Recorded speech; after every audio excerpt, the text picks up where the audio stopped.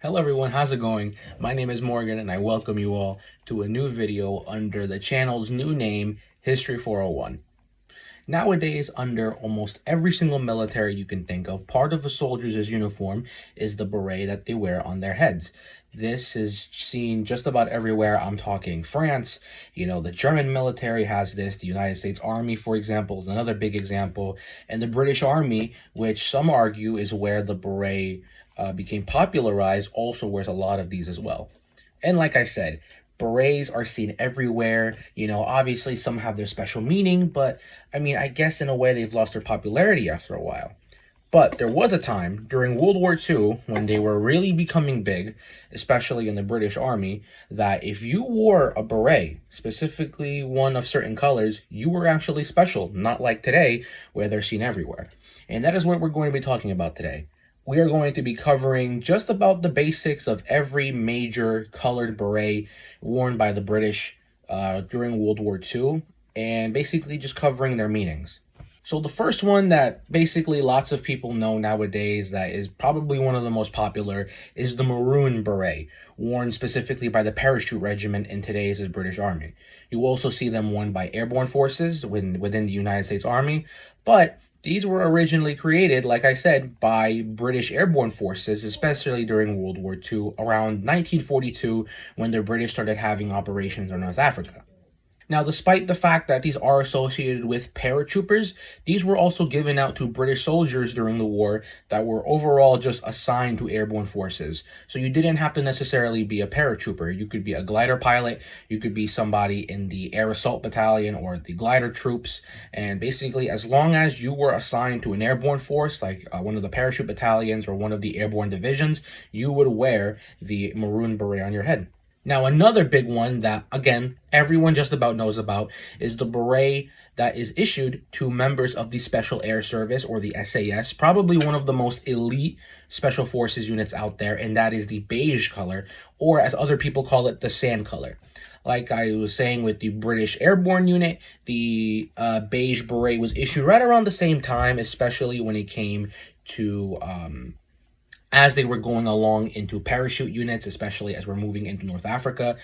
And as we're finishing up a North African campaign, they become widely spread as the SAS move into Italy and to France. But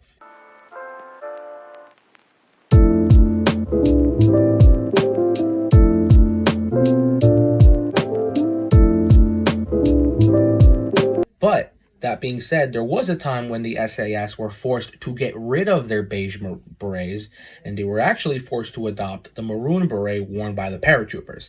This was because from 1944 up until the end of the war, as all of the airborne forces, even including the Americans and the Polish and all these other groups, were being accumulated for operations in northwestern Europe. So we're talking France, we're talking Belgium, we're talking the Netherlands, Operation Market Guard and those sorts of things. All of the airborne forces were being accumulated into the 1st Allied Airborne Army. And it just so happened that the SAS were not only being assimilated into the 1st Allied Airborne Army, but they were also being attached and assigned to these airborne divisions.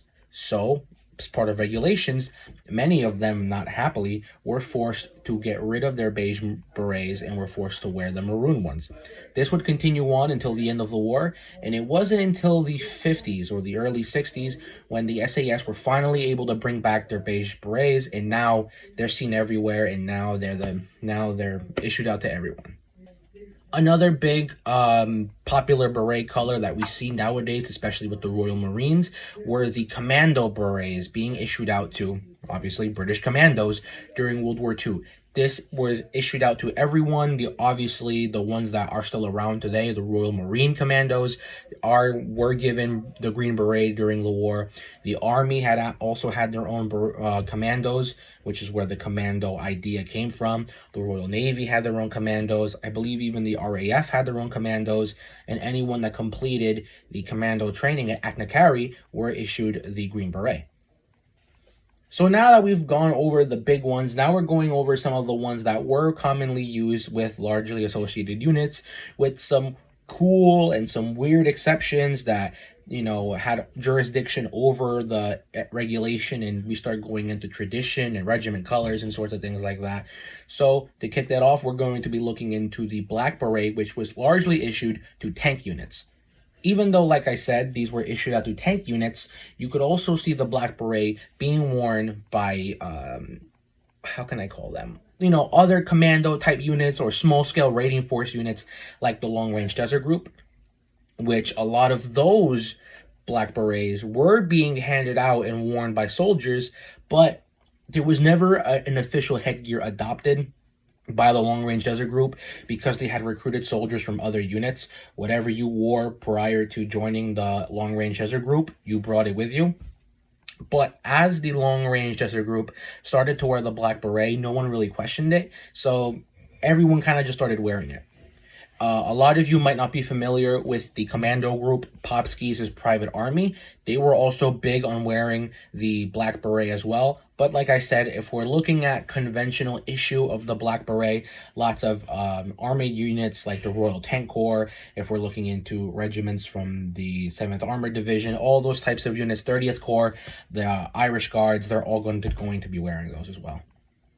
More specifically, one specific unit actually got their own sort of special beret because of their regiment colors and of their own traditions. And that particular unit is also an armored unit, hence why I wanted to bring up the Black Beret for the tank units first, and that is the 11th Prince Albert owns' Hussar Regiment, which wears a brown beret with a red band right where you would wear it along the crown of your head.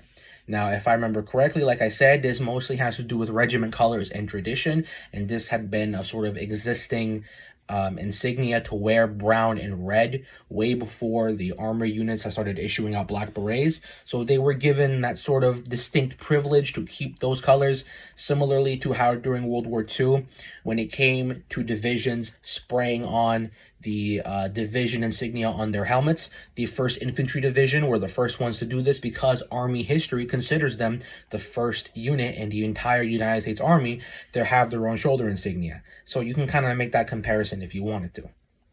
Alongside this, regardless of regiment, regardless of whatever type of unit specifically you were with, if you were a part of a Scottish unit, meaning if you were part of any sort of Highlander unit, a Lowlands unit, if you were part of the Argyll and Sutherland Highlanders, the Seaforth Cameron Zones Highlanders, any sort of Scottish unit, and even if I believe a lot of Canadian Scottish units, because the Canadian Army, I believe even to this day, have their own Scottish units because a lot of Scottish immigrants would move to Canada, and that was where a lot of their units came from. If you were specifically part of a Scottish unit, you wore the very famous Tam O'Shanter, which, like I said, I believe is still worn by those types of units today. And finally, to end the unit, or to end the video on a boring note, if you were just about any other regiment, any rifles unit, any artillery regiment, any sort of reconnaissance or signal corps unit, depending on when exactly you would have joined the war, you would have been given from early on until the war, so 1939 up until 1942. You would have been given the field service cap, which is sort of like the overseas, I like to call it the envelope hat because it's kind of shaped like an envelope if you want.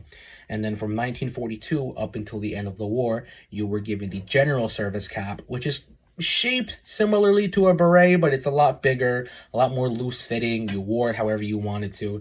And again, if you were just part of any boring regiment, you weren't special, you weren't airborne, you weren't part of a tank unit, you weren't cool like the commandos, if you weren't like any of those guys, you wore the basic headgear. So yeah, that concludes my video on the colors worn by the berets by the British Army during World War II. Eventually, I want to start going into and looking into headgear and maybe different colored berets worn by the British Commonwealth. I know I briefly mentioned the Canadians through the Scottish units there, but I want to look into more specifically, I want to look into the Canadians as their own entity. I want to look into the British Indian armies as well, and I want to look into the Gurkhas as well, because the Gurkhas have always interested me. But Thank you all for watching. Hopefully this is the first of many history videos I make in the future. If you guys have any recommendations, let them know in the comments. Other than that, like the video, subscribe if you're interested, and I hope to see you soon. Goodbye.